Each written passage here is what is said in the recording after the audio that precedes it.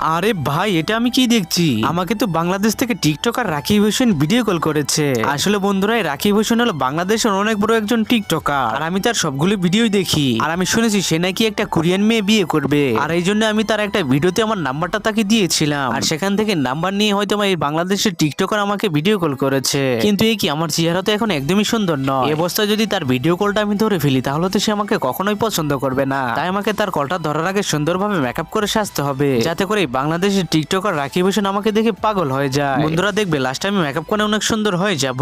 তার আগে সুন্দর এই ছবিটিকে যারা মন থেকে ভালোবাসো তারাই শুধুমাত্র এই ভিডিওতে একটা লাইক করে চ্যানেলটিকে সাবস্ক্রাইব করবে। আর হ্যাঁ, দয়া করে যারা এই ছবিটিকে মন থেকে ভালোবাসো না তাদেরকে লাইক সাবস্ক্রাইব করার কোনো প্রয়োজন নেই। এই তো বন্ধুরা, আমার মেকআপ করা হয়ে গিয়েছে। চলো এবার বাংলাদেশের টিকটকার রাকিব হোসেনের ভিডিও কলটা ধরা যাক। আরে ওয়াও, কি মেয়ে, তোমাকে তো দেখতে অনেক সুন্দর লাগছে, আর আমি তোমাকে শীঘ্রই বিয়ে করতে চাই। আরে বাংলাদেশের টিকটকার রাকিব হোসেন, আপনি কি বলছেন? আপনার কথা তো আমার বিশ্বাসই হচ্ছে না।